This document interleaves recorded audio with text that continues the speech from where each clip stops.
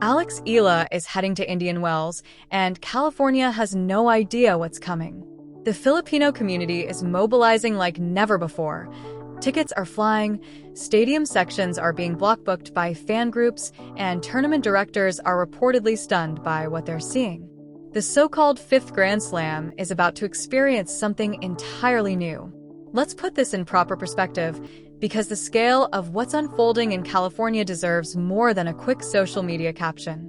Alex Eala earned her place in the main draw of the BNP Paribas Open the hard way, through her ranking.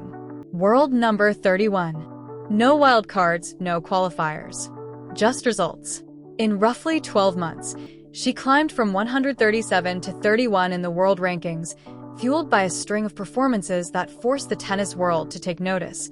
A Miami Open semifinal run, a Dubai quarterfinal where she dismantled world number 8 Jasmine Paolini 6-1, 7-6, an Auckland semifinal, an Abu Dhabi quarterfinal, a Southeast Asian Games gold medal, and a debut in the Australian Open main draw. She earned every bit of it. And since her entry was confirmed, ticket sales at Indian Wells have told a story of their own. California is home to the largest Filipino diaspora in the United States, a community that is massive, tightly organized, deeply passionate about sports, and has been waiting for exactly this kind of moment. A Filipino player competing at the highest level of international tennis, not just as a participant, but as a genuine force. Someone being called the sport's biggest draw by former top 10 professionals. Someone whose portrait hangs at Nike World headquarters in Oregon with the words, "History in full bloom." That combination of athletic achievement and cultural pride has sparked a response the Indian Wells Tennis Garden has never encountered. Fan clubs from Los Angeles to San Diego to Daly City are coordinating group bookings. Entire stadium sections are being reserved by community organizations aiming to recreate the wall of sound that turned Dubai into a Filipino celebration. The same crowd energy that moved Coco Gauff to acknowledge the fans after her quarterfinal win over Eala. Secondary market ticket prices for sessions featuring Eala have already doubled. The Eala effect has arrived on American soil, and the tournament's commercial team is scrambling because nothing in their historical data prepared them for a world number 31 generating this kind of demand. For context, Indian Wells earns the fifth Grand Slam title. The 2026 prize pool exceeds $9 million. The field features Aryna Sabalenka, world number 1 and multiple Grand Slam champion Iga Swiatek, Mira Andreeva, defending champion Jessica Pegula, Coco Gauff, the absolute elite of the women's game. These are players who have spent years building the reputations that command premium pricing and center court assignments at events like this. And yet, right in the middle of that list sits Alex Eala, world number 31, generating more ticket demand from a single community than established names are drawing from the general tennis-going public. That's not a minor footnote. That's a complete disruption of how professional tennis has always worked commercially, and it's happening right now in real time. Before California, Eala made a stop in Beaverton, Oregon, at Nike World headquarters. Her portraits were already on display in the legendary Nike Tunnel, alongside some of the greatest athletes the brand has ever partnered with, a preview of the kind of reception that awaits her at Indian Wells. The portrait Nike chose to display wasn't just any match photo. It captured Eala at the Miami Open semifinals, both hands pressed to her face, tears streaming, the raw and unfiltered emotion of someone who had just surpassed their own wildest expectations. The caption, "History in full bloom," wasn't chosen casually. Nike doesn't caption things carelessly. Every word is deliberate. Also displayed in the tunnel was a photograph of Eala taking a selfie with Filipino fans. That second image tells you precisely what Nike understands about why this partnership works. They're not simply investing in an athlete. They're investing in the community that follows her everywhere she goes.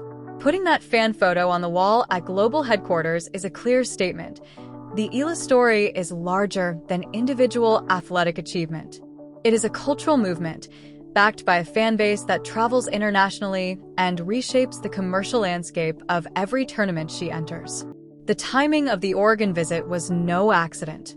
Eala arrived in the United States early, deliberately, to give herself maximum preparation time for the unique demands of Indian Wells.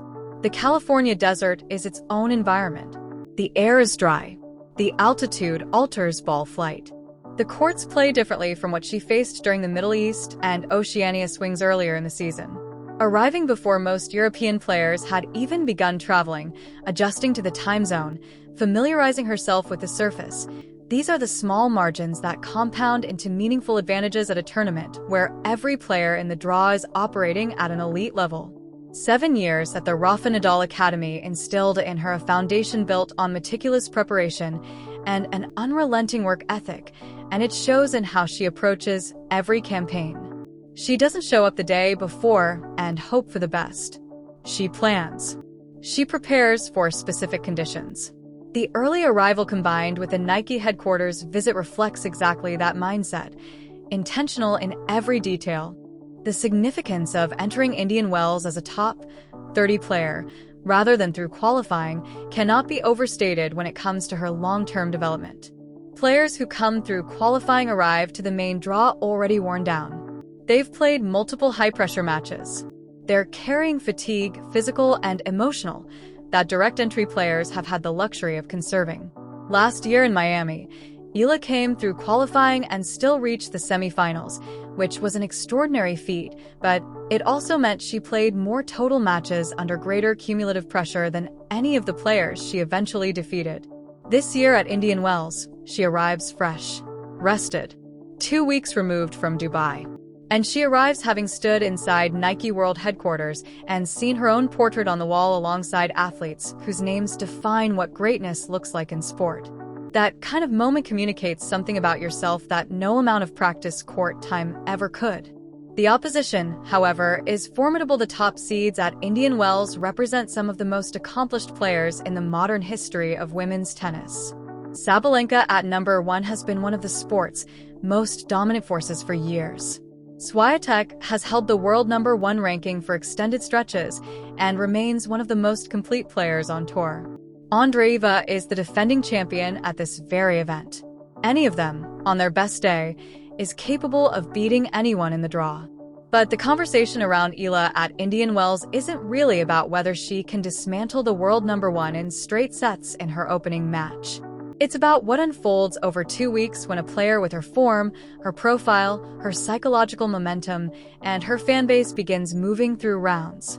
Whoever beats her at these events going forward will have to do it in front of thousands of Filipino fans, generating noise levels this tournament has never experienced in its regular draw rounds. That is a genuinely different competitive environment, and it favors the player whose supporters are making the sound. Sam Querrey, Steve Johnson, and others who argued that Eala's drawing power had already surpassed Jannik Sinner's on the men's side last year have been validated at every stop in 2026. The crowds in Auckland were remarkable. In Melbourne, they broke records. In Abu Dhabi, the atmosphere was electric. In Dubai, Goff herself turned to the stands and thanked the Filipino fans directly for transforming the energy of the entire tournament. California is a different scale entirely. The Filipino community here is not a small group of passionate travelers who made a special trip for the occasion. It is an established, large, and highly organized diaspora that has been waiting for this exact moment with building anticipation. Ever since Eala's Miami run last year made it undeniably clear that she was capable of competing with and beating the best players in the world.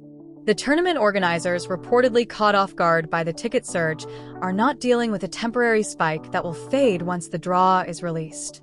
They are dealing with a structural shift in who attends their event and why. Tennis in the United States has spent years trying to attract more diverse audiences and reach communities that have historically had little engagement with the sport.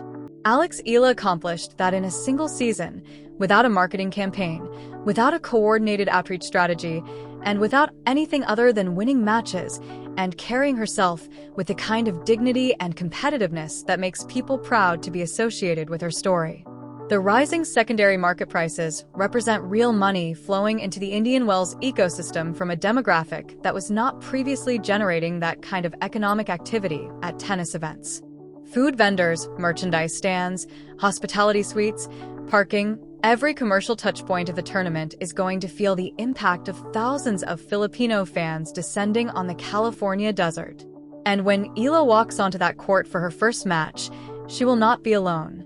There will be a wall of blue, red, and white behind her. She will hear her name called in a way that very few players at her ranking have ever heard their name called at this tournament. Every opponent she faces will feel like the away team. Kim Kleisters once said Eala has to navigate the experience of being treated like Michael Jordan in the Philippines.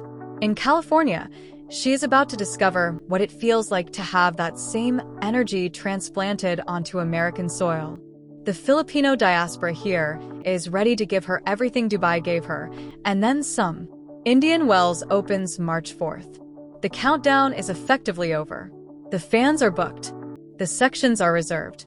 The community is organized and ready. And Alex Eala, fresh from Oregon with Nike's full endorsement on display, armed with a career-high ranking that places her firmly in the upper tier of the draw, is about to walk onto those purple courts and step into something this tournament's history simply has no precedent for. The fifth Grand Slam is about to experience a completely different kind of energy. And every player in the draw who has to face Eala in front of that crowd will understand exactly what Coco Gauff understood in Dubai. Playing against her is one thing. Playing against her and the entire Filipino community at the same time is something else entirely. Alex Eala is heading to Indian Wells with her highest ranking ever, Nike firmly behind her, and a California Filipino community prepared to turn that desert stadium into something the tournament has never seen before. The fifth Grand Slam is about to have its most electric atmosphere in years.